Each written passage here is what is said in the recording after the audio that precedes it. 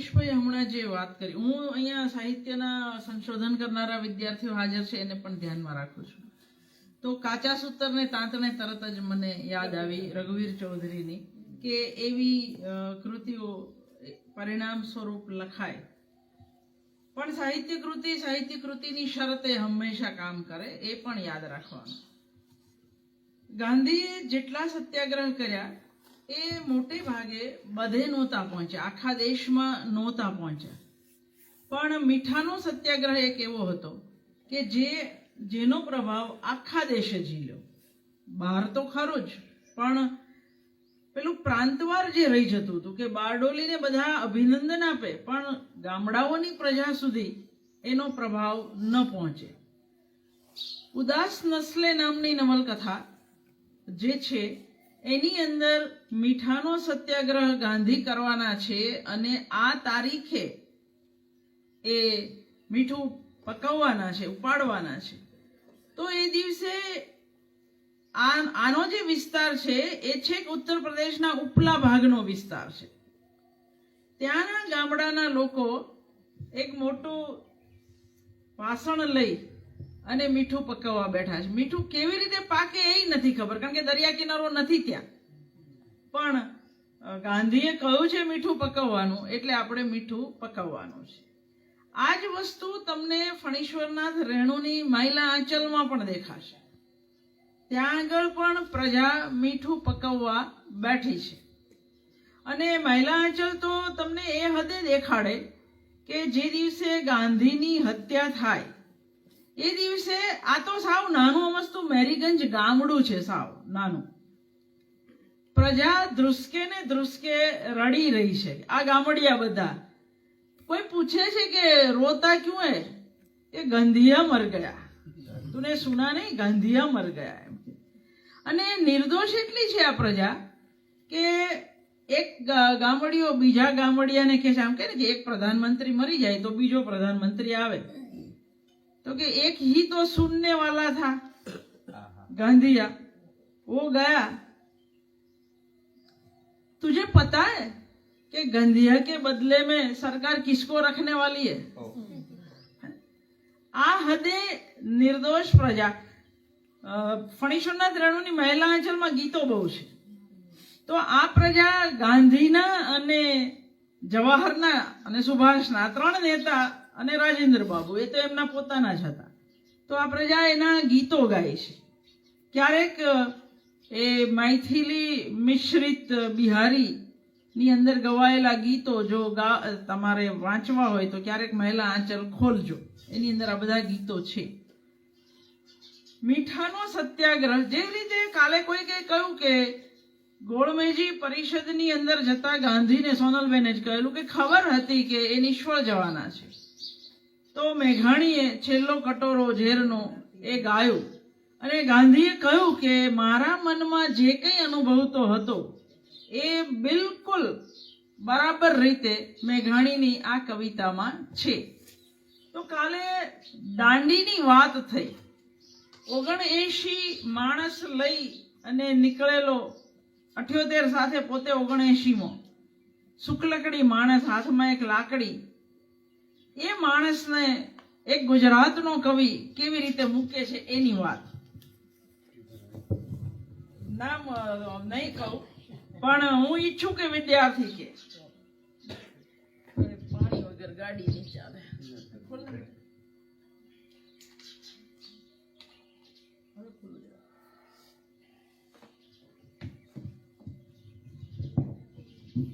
કાવ્યનું શીર્ષક છે સપૂત. છંદ કયો છે એ પૂછીશ પછી. આવવું ન આશ્રમે મળે નહીં સ્વતંત્રતા, જંપવું નથી લગાર જો નહીં સ્વતંત્રતા. સ્નેહ સૌખ્ય સૌ હરામ ના મળે સ્વતંત્રતા, જીવવું મર્યા સમાન જો નહીં સ્વતંત્રતા. પુત્રદાર જન્મ મૃત્યુના જુહાર, જંપવું ન જાલિમોય જંપશે ન સૌખુવાર. મૃત્યુ કે સ્વતંત્રતા લખી ન આ લલાટ હાર. આકરા પુકારી કોલ વીર લા રણે ચડ્યા, ખેતરો ખૂંદ્યા અને ભયમાં અનેક ગામડા. મહી વટ્યા ઝૂલ્યા સપૂત માત અંક નર્મદા, જૂ પડે જય વસ્યા પ્રજા અવાજ પામવા, મોખરે ધપે હસી હસી જવાન ડોસલો, મોખરે ધપે હસી હસી જવાન ડોસલો, સર્વ સાથ કોઈ ના બધું સમાન એકલો, રાષ્ટ્રદેવ રાષ્ટ્ર પ્રાણની પીછે સૌ ધસ્યા, એક એ અનંતમાંથી સિંધુ સાત ઉમટ્યા, પગો પડે સુવર્ણ માટીમાં મઢે, અસંખ્ય ઉમટી પ્રજા પુનીત પાદમાં પડે, જન્મના ગુલામને સ્વતંત્ર આ સાંપડે, જીવશે ન જીવવા દઈ સપૂત ઝાલીમો, મારશે એ મુક્તિ મેલ તો ચણાય રાખનો. આ 12મી માર્ચે જે માણસ કહીને નીકળેલો કે કાગડા કૂતરાના મોતે મરીશ પણ સ્વરાજ લીધા વિના આશ્રમમાં પાછો નહીં ફરું, એ ઐતિહાસિક પ્રતિજ્ઞા પછી દાંડીકૂચ શરૂ થયેલી એનું આ કાવ્ય સપૂત શીર્ષક છે. વિદ્યાર્થી મિત્રો મને કવિનું નામ આપશે તો બહુ આનંદ થશે. બોલો. કૃષ્ણલાલ શ્રીધરા.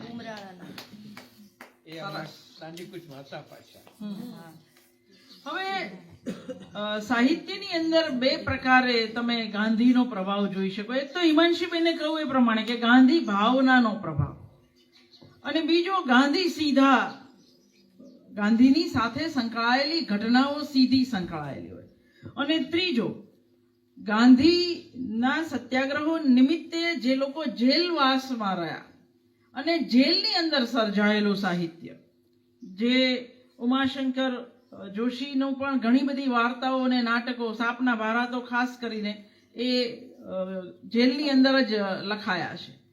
કોઈક એક એવો માણસ રતિલાલ અનિલ જેવો હોય જે 2 ધોરણ ભણેલો હોય, જેને કશું આમ બહુ ન ખબર પડતી હોય, પણ એ કે જેલમાં રહ્યો, કાલેલકર વગેરેની સાથે વાતો સાંભળી અને જાણે કે ત્રીજું નેત્ર ખુલી ગયું એવું અનિલે લખ્યું છે.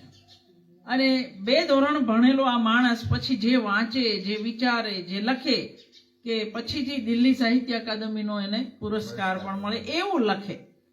તો ક્યાંક ગાંધીનો પ્રભાવ, ક્યાંક ગાંધીજનોનો પ્રભાવ, આ બે સાથે કામ કરતું હતું.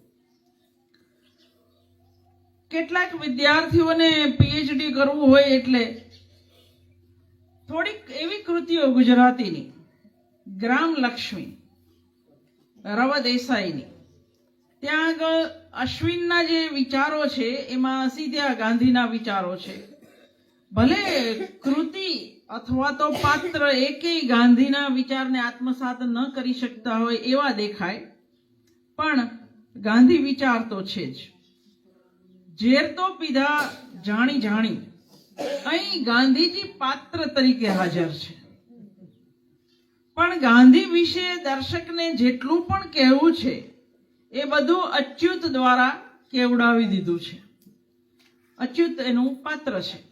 અચ્યુત લખે છે, ખરેખર ઘણા કાળથી આવો માણસ પૃથ્વી પર નથી ફર્યો. ટ્રેજેડી એ છે કે એની આજુબાજુના આપણે સૌ એટલા તો નાના છીએ કે આપણી આંગળી પકડીને ચાલવા માટે એને બાપડાએ વાંકું વળવું પડે છે. એમની સંપૂર્ણ ઉચ્ચતા સાથે એમને ઊભા રહેવા જેવી તક આ જો ગાંધીના સમયમાં પણ લોકોને લાગે છે કે આપણે એને આખા ઊભા રહી શકે એટલું કદ કાઠી આપણે વિકસાવી શક્યા નથી.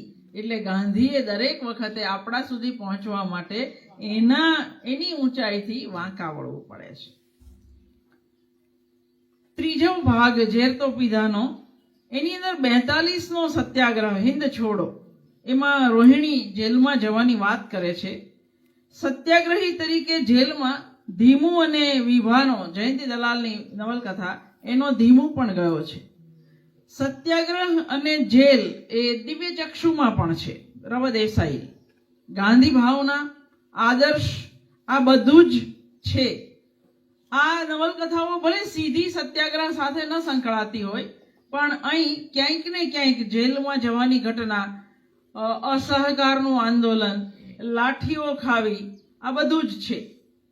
હિંસા અને અહિંસાની ચર્ચા કરતી આ નવલકથા કૃતિ તરીકે ભલે સરેરાશ હોય દિવ્યચક્ષુ, પણ અરુણ એવું કહે છે, હિંસા વગર સ્વાતંત્ર્ય મળ્યું હોય એવું ઇતિહાસ તો નથી કહેતો, પણ ગાંધી આપણને કહી શકે કે ઇતિહાસમાં થઈ ગયેલી ઘટનાઓ હોય અને ઇતિહાસ હંમેશા ફરી લખાતો હોય.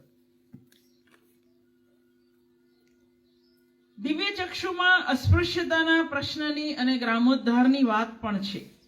ભારેલો અગ્નિ ભલે 1934માં લખાય અને વાત ભલે 1857ની કરતી હોય, પણ અહીં જે અહિંસા છે રુદ્રદત્તની, એમાં તમે સીધા ગાંધી જોઈ શકો. અને ક્યારેક આપણે ભણતા કે સર્જક છે એ દૂરંદેશી હોય છે, દિવ્ય દ્રષ્ટિ હોય છે, એની પાસે ભવિષ્ય જોઈ શકતો હોય છે.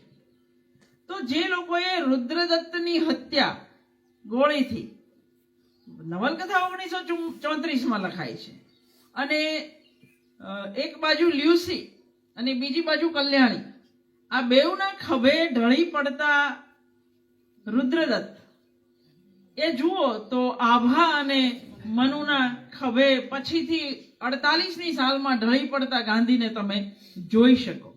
એટલે રવ દેસાઈએ સરેરાશ નવલકથાઓ ભલે લખી, પણ એની અંદર ભારેલો અગ્નિ એ અપવાદ રૂપ છે. મોહનલાલ મહેતા એની સોપાન, એટલે કે સોપાન એમનું નામ છે, એની પ્રાયશ્ચિત નામની નવલકથા એ અસ્પૃશ્યતાના પ્રશ્નને જરાક જુદી રીતે સ્પર્શે છે. સવર્ણોનો હૃદય પલટો ન થાય ત્યાં સુધી અસ્પૃશ્યતાનો પ્રશ્ન કદી ઉકેલવાનો નથી, એ સોપાનની આ નવલકથા કહે છે. ગાંધીજીના રચનાત્મક કાર્યક્રમો, ગ્રામોદ્ધાર, અસ્પૃશ્યતા નિવારણ એવા ઘણા બધા વિષયોને લઈને મોહનલાલ સોપાન સંજીવની નામની નવલકથા લખે છે. અહીં સભા, સરઘસો, લાઠીમાર, જેલ, ઉત્સાહ અને પછી નિરાશાનો અનુભવ કરતા પાત્રો છે. એક દ્વિધા પણ છે કે કુટુંબને સુખી કરવાનો એક જ માર્ગ છે કે દેશને સુખી કરવો, પણ અંતે એનું વિનુ નામનું પાત્ર લખે છે એના અંતરની મૂંઝવણ કે કુટુંબ પ્રત્યે કંઈ ધર્મ ખરો કે નહીં. કુટુંબ પ્રત્યે કર્તવ્ય ન હોય તો દેશ પ્રત્યે કર્તવ્ય શા માટે? કુટુંબ ધર્મ અને રાષ્ટ્ર ધર્મ વચ્ચેની આવી દ્વિધા જો કોઈને તરત યાદ આવે તો ઉમાશંકર જોશીના બળતા પાણી નામના કાવ્યમાં પણ તમને દેખાય. નદી દોડે સોડે ભડભડ બળે ડુંગર વનો. આ કવિતા મૂળ રૂપક કાવ્ય છે કે નદી જઈ રહી છે, એનું જન્મસ્થાન કયું છે તો પર્વત, અને પર્વતો પર આગ લાગી છે, પણ આપણને ખબર છે કે નદી પાછી ફરતી નથી, એ કાંઠા ઓળંગી શકતી નથી. તો આ કવિ પૂછે છે કે તો પછી આ ડુંગરાઓની આગ કોણ ઠારશે? એટલે એક આશા કે આ નદી સમુદ્રને જઈને મળશે, એ સમુદ્રનું પાણી બાષ્પીભવન થશે, એમાંથી વરસાદ વરસશે અને એ વરસાદથી પેલા ડુંગરાઓની આગ બુઝાશે. પણ કવિથી રહેવાતું નથી, એટલે એનાથી આ 14 પંક્તિનું હોત તો સોનેટ બનત, પણ ઉમાશંકરને 15મી પંક્તિ લખવી પડી કે અરે એ તે ક્યારે ભસ્મ સૌ થઈ જાય પછીથી. એટલે તમે મા બાપને છોડીને તો નીકળ્યા, પણ એ મા બાપને આઝાદી આવશે ત્યારે તમે પાછા ઘરે જશો ત્યારે એ મા બાપ કઈ હાલતમાં હશે? આ પ્રશ્ન નદીને, સમુદ્ર માટે ને પર્વતો માટે પણ આ કાવ્ય ચાલે, અને મા બાપને એકલા છોડીને જતા સંતાનો માટે પણ આ કાવ્ય ચાલે. મેઘાણીની કવિતાની કાલે વાત થઈ. જે લોકો જેલમાં ગયા એમણે જુદી રીતની કવિતા લખી, પણ 28 એપ્રિલ 1930ના દિવસે મેઘાણીના ઉપર જે પાયા વગરનો એક મુકદમો ચાલ્યો ત્યારે ધંધુકા ખાતેની અદાલતમાં એમણે ભલે 2 વર્ષની સજા કરનાર મેજિસ્ટ્રેટ મિસ્ટર ઈસાણીની પરવાનગી લઈને મેઘાણી એક કાવ્યનું ગાન કરે છે. અડધી પ્રાર્થનાએ લોકો રડવા લાગ્યા અને પૂરી થવા ગઈ કવિતા ત્યારે આખી અદાલતમાં લોકો હિબકા ભરતા હતા. અને એ છેલ્લી પ્રાર્થના, હજારો વર્ષની જૂની અમારી વેદનાઓ, કલેજા ચીરતી કંપાવતી અંભય કથાઓ, મરેલાના રુધિરને જીવતાના આંસુડાઓ, સમર્પણ એ સહુ તારે કદમ પ્યારા પ્રભુઓ. અમારા યજ્ઞનો છેલ્લો બલિ આમીન કેજે, ગુમાવેલી અમે સ્વાધીનતા તું ફરી દેજે. વધારે મૂલ લેવા હોય તોય માંગી લેજે, અમારા આખરી સંગ્રામમાં સાથે જ રહેજે. પ્રભુજી, પેખજો આ છે અમારું યુદ્ધ છેલ્લું, બતાવો હોય જો કારણ અમારું લેશ મેલું. અમારા આંસુડાને લોહીની ધારે ધોયેલું, દુઆ માંગી રહ્યું જો સૈન્ય અમ તત્પર ઉભેલું. નથી જાણ્યું અમારે પંથ શી આફત ખડી છે, ખબર છે એટલી કે માતની હાકલ પડી છે. જીવેમાં માવડી એ કાજ મરવાની ઘડી છે, ફિકર શી જ્યાં લગી તારી અમો પર આંખડી છે. જુઆ તાત ખુલ્લા મૂક્યા અંતર અમારા, જુઓ હર જખમથી જરતી હજારો રક્તધારા. જુઓ છાના જલે અન્યાયના અગ્નિ ધખારા, સમર્પણ હો તને એ સર્વ પ્યારા. ભલે હો રાત કાળી આપ દીવો લઈ ઉભા છો, ભલે રણમાં પથારી આપ છેલ્લા નીર પાજો. લડંતાને મહારણ ખંજરીનો ઘોષ ગાજો, મરંતાને મધુરી બંસરીના સૂર વાજો. તૂટે છે આબ ઊંચા આપણા આશા મિનારા, હજારો ભય તણી ભૂતાવળો કરતી હુંકારા. સમર્પણની છતા વહેશે સદા અણખૂટ ધારા, મળે નવ માવડીને જ્યાં લગી મુક્તિ કિનારા.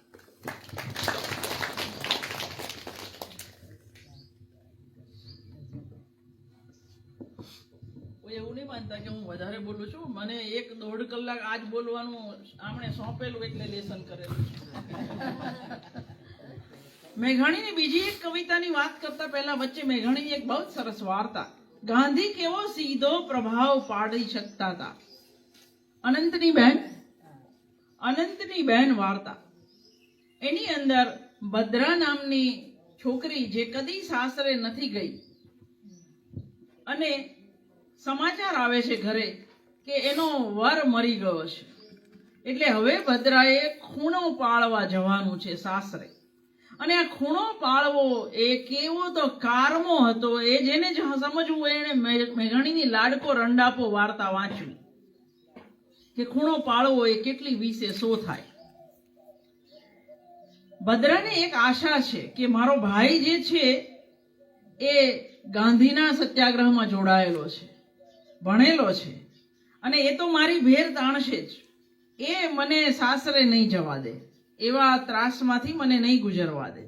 અને ભાઈ રાત્રે આવે છે ઘરે ગાંધીના આંદોલનોમાંથી, પિતાની સાથે દલીલ કરે છે કે ના બેન નહીં જાય.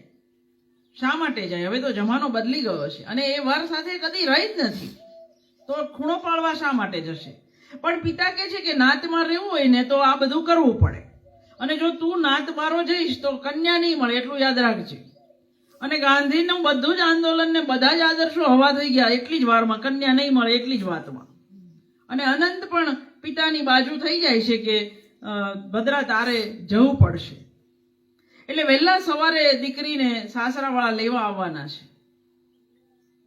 4 વાગે એ સમયે પ્રભાત ફેરી નીકળતી, અને આ લોકો જુએ છે કે ભદ્રા તો નથી ઘરમાં, તો ભદ્રા ક્યાં ગઈ?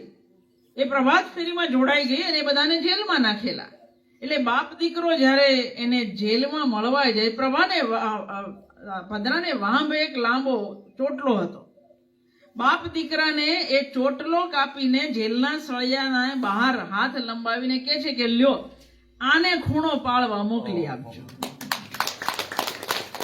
તો આ આપણે ગાંધી કેવી રીતે સાહિત્યની અંદર સીધા ઝીલાતા એ છે. પણ ઘણા બધા લોકો એવા હતા કે જે એવું કહેતા કે તમે તો નવરાઓ છો, તમે જઈ શકો, આઝાદીના આંદોલનમાં જેલમાં, પણ અમને તો ના પરવડે. એ બધા માટે મેઘાણીએ એક અદ્ભુત કવિતા લખી. અમારે ઘર હતા, વાલા હતા, ભાંડું હતા, ને પિતાની છાય લીલી ગોદ માતાની હતી. એ ગભૂડી બહેનના આંસુ ભીના હૈયા હિંચોળે, અમારા નેન ઊના ઝંપતા આરામ ઝોલે. બધી માયા મોહબ્બત પીસતા વર્ષો વીતેલા, કલેજા ફૂલના અંગાર સમ કરવા પડેલા. ઉખેડ્યા જે ઘડી છાતી થકી નિશ્વાસ છેલ્લા, અમારે રોમ રોમેથી વહ્યાતા રક્ત રેલા. સમય નહોતો પ્રિયાને ગોદ લઈ આલિંગવાનો, સમય નહોતો શિશુના ગાલ પણ પંપાળવાનો, સમય નવ માવડીને એટલું કહેતા જવાનો, ટપકતા આંસુને ઓ માં સમજજો બાળ નાનો. ઓહો હો ક્યાં સુધી પાછળ અમારી આવતી તી, વતનની પ્રીતડી મીઠે સ્વરે સમજાવતી તી.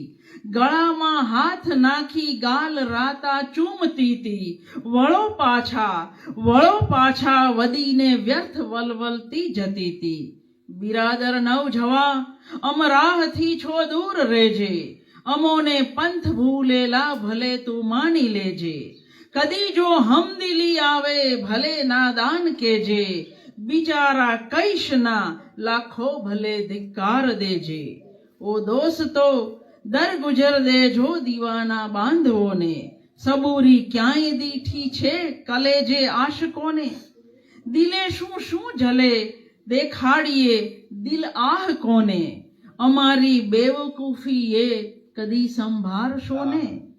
અગર બહેતર ભૂલી જજો અમારી યાદ છાની, बुरी यादें दुभवजो ना सुखी तम जिंदगानी. अगर बेहतर भूली जजो हमारी याद फानी, बुरी यादें दुभवजो ना सुखी तम जिंदगानी. कदी स्वाधीनता आवे विनंती भाई छानी, अमोने ये स्मरी लेजो पड़ एक नानी. જો કોઈ એવું માનતું હોય કે મફતમાં આઝાદી મળેલી, તો એના માટે આ કાવ્ય છે.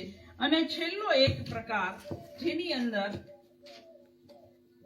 સીધો ઇતિહાસ ન આવે, આ નવલકથાનો એક એવો પ્રકાર છે જેની અંદર સાહિત્યની કથા ચાલતી જાય અને પશ્ચાદભૂમાં ઇતિહાસ ઘટતો જાય. તો આધા ગામ રાહી માસૂમ રઝાની એ પ્રકારની નવલકથા છે જેની અંદર 37ની વાત આવતી હોય તો પ્રાંતિક સ્વરાજની પશ્ચાદભૂમાં ઘટના બની રહી છે.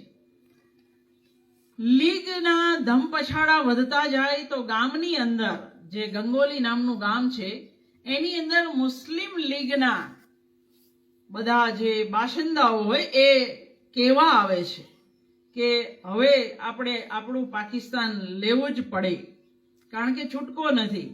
અહીં આપણે દાળમાં નમક બરાબર રહી જઈશું. એટલે એક અભણ માણસ નમાજ પડીને બહાર નીકળતો હોય, એ કહે કે आज तक तो पाकिस्तान की जरूरत नहीं पड़ी, तो अब क्यों पड़ेगी? तो कहे कि मियाँ ये हिंदू खा जाएंगे. तो कि अब तक नहीं खाए, अब कैसे खाएंगे? आ अभण मानस है, पेला भणेला है. तो कहे कि नमाज के वास्ते पाकिस्तान की जरूरत है. तो पेलो अभण मानस के नमाज के वास्ते पाकिस्तान कोनो की जरूरत नहीं है, नमाज के वास्ते फकत ईमान की जरूरत है. तो आ अभण माणसो समजता हता. તમે મહિલા આંચલ વાંચો, મહિલા આંચલના ગામડિયાઓ આઝાદી મળી ગયા પછીની નવલકથા છે, પણ આની અંદર આઝાદી આવી ભાગલા પડવાના છે એટલે આ મેરીગંજ ગામના 2-3 ગામડિયા ભેગા થઈને વાત કરી રહ્યા છે કે તને ખબર છે કે પાકિસ્તાન બનવાનું છે? એટલે બીજો કહે છે કે આ સુના તો હે, पर अपने गांव में तो कोई मुसलमान है नहीं, तो अपने गांव में तो पाकिस्तान नहीं बनेगा. जहां जहां पे मुसलमान है वो गांव में पाकिस्तान बनेगा. तो क्या सुना है कि पाकिस्तान वाले को क्या देने वाले? तो आ गामड़ियानी जो कोठासूद जो एक है कि भाई थे तो 8 आनी भाग तो देना पड़ेगा. तो 8 आनी तो उसको मिलनी चाहिए। હવે જે લોકો ગાંધીએ 54 કરોડ શા માટે આપ્યા એની સામે જે દલીલો કરે છે એ બધાને આ ગામડીઓ સલાહ આપી જાય છે કે ભાઈ થે 8 આની ભાગ તો દેના પડેગા। તો ભારતના ગામડાની જે સમજ હતી એ ભણેલાઓમાં કદી નથી દેખાય, કદી નહીં। આ નવલકથાની અંદર 2-3 પાત્રો વાત કરી રહ્યા છે। લોકો મંટોએ ટોવાસ ટેક્સિંગ તો બહુ જાણીતી છે એટલે એની વાત નથી કરતી, પણ આ ગામડિયા એકબીજાને પૂછી રહ્યા છે કે તને ખબર છે કે પાકિસ્તાન ક્યાં બનવાનું છે? તો બીજો કે છે કે એ બિચારો 16-17 વર્ષનો જુવાનીઓ છે અને એને હનુમાન બહુ પ્રિય છે। એક હનુમાન પ્રિય છે અને બીજા ઇમામ હુસેન પ્રિય છે। આ ગંગોલીની અંદર એક માન્યતા છે કે તાજિયાના જે મહોરમના પહેલા 10 દિવસ છે ને તે ઇમામ હુસેન ત્યાંથી ઉઠીને ગંગોલીમાં રહેવા આવે છે અને 10મે દાડે જ ઇમામ હુસેન પાછા જાય। એટલે ગામના દરેક માણસને ઇમામ હુસેન પ્રત્યે એટલી જ શ્રદ્ધા છે જેટલી ઇમામ હુસેન પ્રત્યે શ્રદ્ધા છે, દરેકને। એટલે તાજિયા પસાર થયા ત્યારે દરેક વ્યક્તિ પોતાના ઘરને બહાર એક લાકડું નીકળતું હોય એને જો અડવાનું હોય તો એને તોડે અને પછી ગામના જે મિયા હોય એ પાછું નખાવે। તો એક બ્રાહ્મણી એનો દીકરો જેલમાં છે અને એને ફાંસીની સજા થઈ છે। તો તાજિયા પસાર થયા તો એ બ્રાહ્મણીના ઘરનું એ લાકડું તાજિયાવાળા એ ન કાઢ્યું, કારણ કે નહોતું નડતું એટલે નહીં કાઢ્યું। તો એ કહે છે કે પેલાને તે દિવસે ચુકાદો આવ્યો અને એને ફાંસીની સજા થઈ એટલે પેલી રોતી કકલતી મોટા મિયાના ગામના જે મોટા મિયા હતા એના પગે પડે છે કે તમે પાછા વાળો તાજિયા અને મારું લાકડું પાડો તો જ આ ચુકાદો બદલાય। પેલા નથી માનતા કે તાજિયા પાછા ન વળે, એ તો ટાઢા થવા ગયા। તો કે ના પણ એટલે પેલા એનું માને છે અને કહે છે કે તારું લાકડું કાઢી લઈએ ચાલ। એટલે એ કાઢે છે અને ચુકાદો આમે એટલે કે સાવ નબળો હતો, બીજા વકીલ લડે છે ને પેલો નિર્દોષ છૂટે છે, જેને ફાંસીની સજા થઈ નિર્દોષ। એટલે ગામના બ્રાહ્મણો પણ ઇમામ હુસેનમાં આટલું માનતા। એટલે રાહી માસૂમ રજાએ લખેલું કે એક સમય હતો જ્યારે યા હુસેન બોલે તો આખું ગામ જવાબ આપતું અને એ ધીરે ધીરે હવે મને ઓછું થતું જાય છે, દેખાય છે। मैंने आधा गांव क्यों लिखी कि कुछ दिनों से अपने देश में हिंदू और मुसलमान बढ़ते जा रहे हैं और हिंदुस्तानी कम होते जा रहे हैं, इसलिए मैंने आधा गांव लिखी। આ એક એ છે। એટલે આ જે છીકુરિયા નામનું પાત્ર છે જેને હનુમાનજી બહુ ગમે છે એ પેલા મુસ્લિમ લીગ વાળા એને કહે છે કે તને ખબર છે શું વાત કરે છે, ક્યારનો હનુમાન હનુમાન કરી રહ્યો છે, તારે તો ઇમામ હુસેનની વાત કરવાની હોય। તને ખબર છે કે આપણે ત્યાં કેટલા શહીદ થયા? તો પેલો છીકુરિયો કહે છે કે મને તો એટલી ખબર છે કે દુનિયામાં શહીદ તો ખાલી ઇમામ હુસેન એક જ થયેલા, બીજા કોઈ થયા હોય તો ખબર નથી। એટલે પાછો પેલો કહે છે કે તને એ ખબર છે કે ઔરંગઝેબે કેટલા બધા મંદિરો તોડેલા? એટલે પેલો કહે છે કે જો ભાઈ એ ઔરંગઝેબ કોણ હતો એ મને નથી ખબર, એણે મંદિર તોડ્યા હોય તો તમે બધા ત્યારે ક્યાં હતા? એને રોક્યો કેમ નહીં તોડતા? અને બીજું કે ઔરંગઝેબ જે હોય પણ મારા ગામના બધા મિયા દશેરાનો ફાળો આપે છે। તો અને પછી એ પૂછે છે कि ये पाकिस्तान वा कहाँ बन रहा है, ये कोनो मस्जिद वस्जिद है? तो गंगोली में बनता तो हम भी देख लेते। એટલે એક બાઈ બીજી છે એ કહે છે કે તूने सुना અલીગઢ પાકિસ્તાન જા રહા હૈ। એ સમયે એક હવા હતી અલીગઢ જશે એવું। એટલે બીજી બાઈ તરત ખડખડ ખડખડ દાંત કાઢે છે कि अलीगढ़वा को पैरोगे कि वो पाकिस्तान में जाएगा। तो હકીકત આપણી કેટલી કરુણ હતી, પાર્ટીશન કેટલું એબ્સર્ડ હતું એ આ બધી નવલકથાઓ આપણને સમજાવે। અહીં આગળ 42નું હિન્દ છોડો આંદોલન થાય અને એની અંદર ગામના 3 છોકરા શહીદ થાય। એની અંદર એક ફુન્નન મિયા નામનું જે બહુ જ અદ્ભુત પાત્ર છે, તમે જો એકવાર વાંચો તો કદી ન ભૂલો। એનો દીકરો મુમતાઝ એ પણ શહીદ થયો છે. પણ આઝાદી આવી અને હવે કોંગ્રેસના મંત્રી ગામના શહીદોનું સન્માન કરવા માટે આવી રહ્યા છે. આ ફુન્નન મિયાએ કોઈ દાડો નવા કપડાં નથી પહેર્યા, હંમેશા જૂના જ પહેર્યા છે. પણ મારો દીકરો શહીદ થયેલો એટલે એક એવી શેરવાની બેરવાની બધું સીવડાવી અને ફુન્નન મિયા જાય છે. ત્યાં આગળ ભાષણ થઈ રહ્યા છે જેમાં બે હિન્દુની સાથે એક ત્રીજા હિન્દુનું નામ મેળવી દેવાયું છે અને 3 શહીદના નામ જાહેર થાય છે. ફુન્નન મિયા ઊંચા ઊંચા ઊંચા ઊંચા થતા જ જાય છે જોવા માટે કે મારા મુમતાઝનું નામ ક્યાંય આવે છે, પણ નથી આવતું. તો આ જે કથાઓ છે એ હાંસિયામાં ધકેલાઈ ગયેલા લોકોની કથા છે કે તમે શહીદોને પણ હાંસિયામાં પાછળ ધકેલી દીધા. અને કલકત્તાના તોફાનો સીધા પગલા દિવસ એની અંદર જે લોકો ટ્રેનમાં જઈ રહ્યા છે કલકત્તા એ લોકોની હત્યા થાય. તો ઇતિહાસ પાછળ ચાલી રહ્યો છે. બીજું વિશ્વયુદ્ધ ગાંધીજીએ થોડા સમય માટે અંગ્રેજોને સૈનિકો ની ભરતી કરવાની છૂટ આપેલી. તો આનું એક પાત્ર એ બીજા વિશ્વયુદ્ધમાં લડવા ગયેલો અને એ પાછો આવે છે. ત્યાંથી હું મારી વાત પૂરી કરું છું. મુસ્લિમ લીગ વાળા એને સમજાવી રહ્યા છે કે તમારે બધાએ અમને સાથ આપવો જોઈએ, ગાંધીને નહીં. એટલે પેલો કહે છે કે તને ખબર છે હું બીજું વિશ્વયુદ્ધ લડી રહ્યો હતો, मैदान जंग में जब मौत करीब आती थी तो मुझे अल्लाह जरूर याद आता था, लेकिन मक्का मदीना वाला अल्लाह नहीं, मेरे गांव गंगोली वाला अल्लाह मुझे याद आता था. वतन સાથેનો જે પ્રેમ, માટી સાથેનો જે પ્રેમ. એટલે મુસ્લિમ લીગ વાળો ગરમ થઈ જાય છે કે તમારી જેવા લોકો જ બધું ડૂબાડતા હોય છે. તું મક્કા મદીનાનો મુકાબલો તારા જટિયલ ગાંવ સાથે કરે છે. પેલો છાતી કાઢીને કહે છે કે જી હા કર રહા હું और मुझे तनिक भी शर्म नहीं आती. मक्का मदीना अल्लाह मियाँ का घर है तो उसको प्यारा है, तो ये गंगोली मेरा घर है तो मुझे उससे प्यार नहीं हो सकता.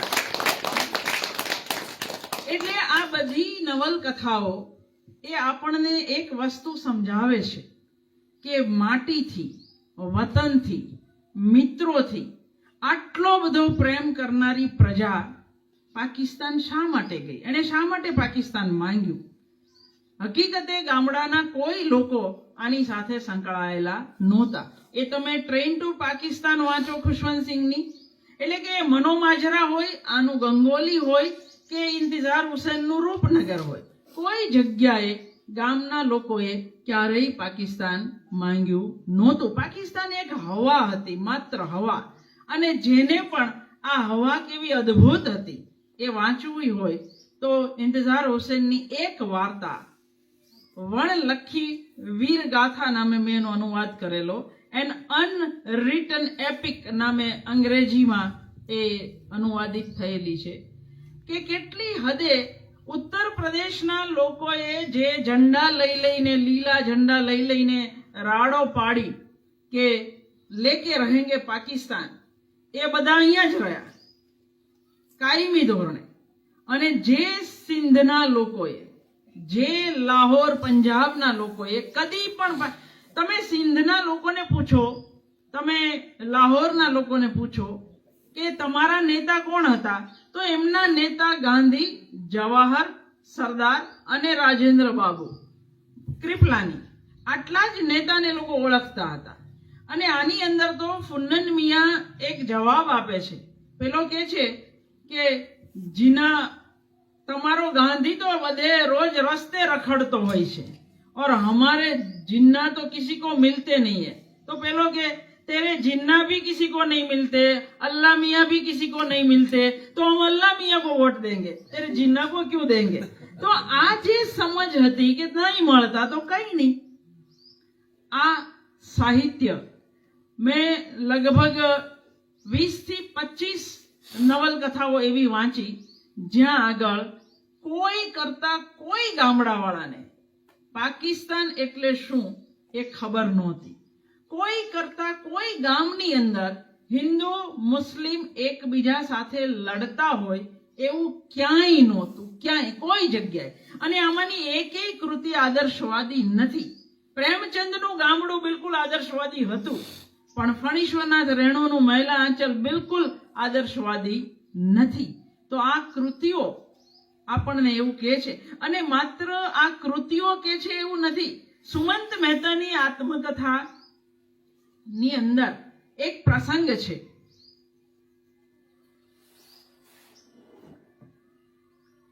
જો ગાંધી નથી આવ્યા હજુ, ગાંધી યુગની ભાવના એ બધી વાતો કરવાની બાકી છે હજુ। ગાંધી તો 15 માં આવ્યા।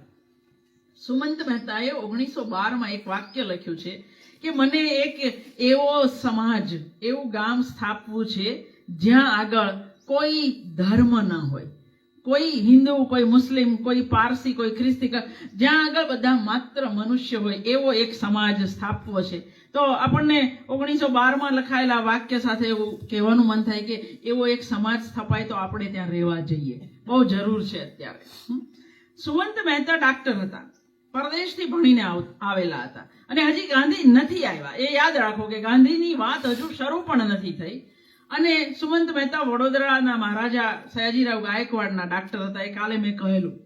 એટલે એ ડાક્ટર તરીકે દર્દી તપાસવા બેસે તો પહેલે જ દિવસે જુએ છે કે જે દલિત છે એ બધા ફળિયામાં બેઠા છે, સવર્ણ છે એ બધા ઓસરીમાં બેઠા છે। દલિતે ત્યાંથી શું થયું એટલે ત્યાંથી એને અવાજ કરીને કહેવાનું કે માય બાપ ઉલટી થાય છે કે તાવ આવે છે, જે હોય તે। એની નાડી નહીં તપાસવાની, એને કશું અડવાનું નહીં, અને એ જે કે એના પરથી એને દવા આપવાની। સુમંત મહેતાએ પહેલે જ દિવસે ના પાડી દીધી કે હું આ નહીં કરું, હું આ દલિતોના નાડી જોયા વગર, એમને તપાસ્યા વગર હું દવા કરી શકીશ નહીં। એટલે એને બધાને બોલાવ્યા, એ સાથે બધા સવર્ણો રફુચક્કર થઈ ગયા તરત જ। સુમંત મહેતા ના ડગ્યા, એણે કહ્યું કે એક પણ સવર્ણ દર્દી નહીં આવે તો પણ હું આ દલિતોને બહારથી તો દવા નહીં જ આપું। એટલે ક્યારેક એક સુમંત મહેતાની આત્મકથામાં ગાંધી માટે બહુ આકરા શબ્દો પણ છે, અને આ જ સુમંત મહેતા પછીથી ગાંધીના પરમ ભક્ત। ગાંધીની આ તાકાત છે કે એના વિરોધીઓને પણ એ પોતાના કરી શક્યા।